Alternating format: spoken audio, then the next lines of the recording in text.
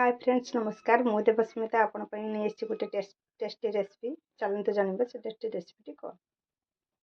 Hi friends नमस्कार मु Devasmita welcome करछि आज ब्लॉग को। तो आज ब्लॉग रे मु जमी फास्ट कही आसली आपण गोटे टेस्टी रेसिपी नहीं आसी। ये हूँ से टेस्टी रेसिपी सामग्री।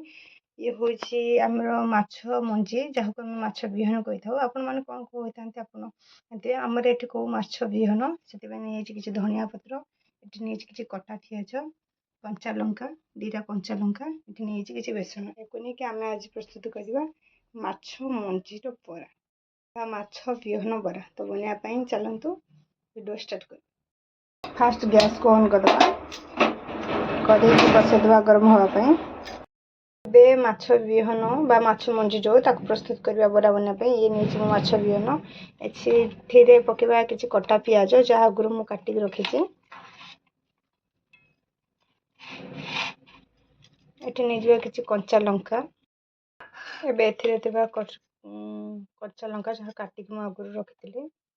देदेबा धनिया पत्र धनिया पत्र पकेले पर टेस्ट भल आसो स्मेल बहुत भल धनिया पत्र। नहीं किसी बेसन गोटे 2 चामच बेसन नवा दबा स्वाद अनुसार लुण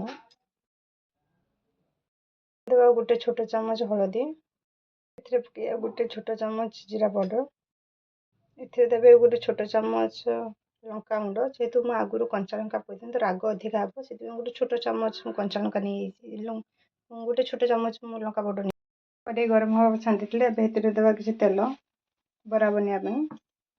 तेल गरम हवा भितर आम जहाँ भी माछ मंजी सहित जहाँ भी मसला मोर आवश्यक आम सब नहीं सब भलसे मिक्स करनवा।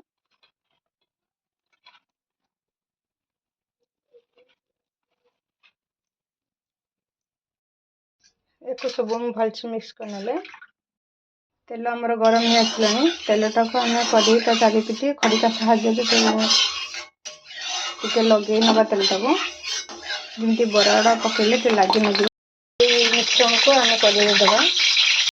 हाथ पानी हाथ हो अल्प अल्प करके बरा सेप देदेबा। गोटे गोटे करके आम समस्त मिश्रण को छोट छोट बरा सेप देकी कड़े देदेबा टे हाँपाई।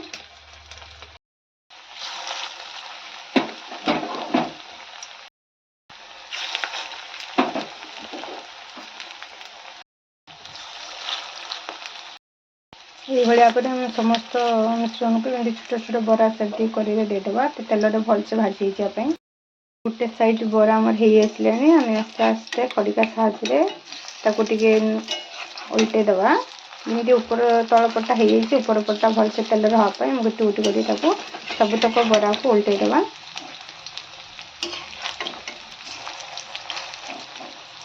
गोटे गोटे कर उल्टे देले किसी समय तेल फ्राए छाड़देवा कहीं क्रिस्पी हेले बराटा खाइबा भल लगे।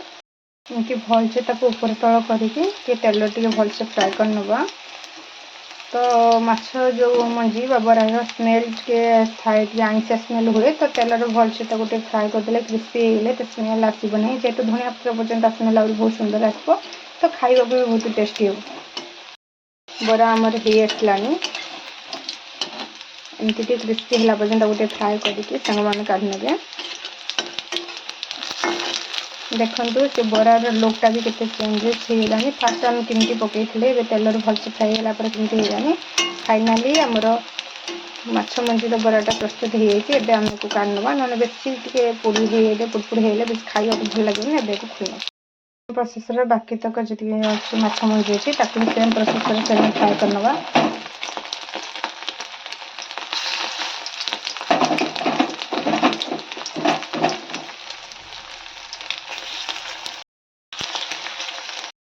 सेम प्रोसेस को भी गोटे साइड हो आसला आ गोटे साइड आम उल्टे दबा।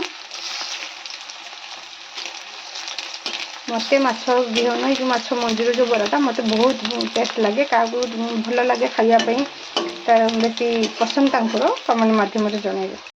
मो माछ जी खाइबा पसंद करें से विहन खाइबा मुझे पसंद करे मत माछ अपेक्षा माछ विहनटा खाइबा भल लगे। माछ विहन भुजिया हो कि एमती बरा हो तो मत पकुड़ी हो मत एमती खाइबा भल लगे। मुझे माछ जेहेतु आज धरी आम पोखरी तेणु विहनटा जिते बाहर मुझे बहुत खुशी होती कारण तार आज बरा बनिक मुझे खाइबी बोली बरा मु खाଇବା सहित आपको भिडियो भी करके आपको देखा बहुत एक्साइटेड थी। तो फाइनाली मत माछ विहन मिलगला आपण गोटे भिडियो बनवाई आमर माछ विहन माछ बरा संपूर्ण सबू संपूर्ण होगला। एवं आम कुतला दुकान नवा फाइनाली माछ मंजीर बराटी मोर प्रस्तुत होगला। आपको भिडियो माध्यम मुझे देखी केमती कौन करी तो मो भिडियो आपको केमी लगे कमेंट माध्यम जनइबे। भिडियो भल लगी लाइक करेंगे शेयर करेंगे कमेंट करेंगे सब्सक्राइब करने को जमा भूलें कारण आपण सपोर्ट मोर नितांत आवश्यक कारण आप सपोर्ट कले मुझे आगू ही जापर आपंकर आशीर्वाद भल पाइबा मोर नितांत आवश्यक। तेणु मो भिडियो देखिए आपण मो चैनल टी सब्सक्राइब करेंगे लाइक करेंगे कमेंट करेंगे भिडियो भल लगी निहाती सब्सक्राइब करेंगे। रही जय जगन्नाथ।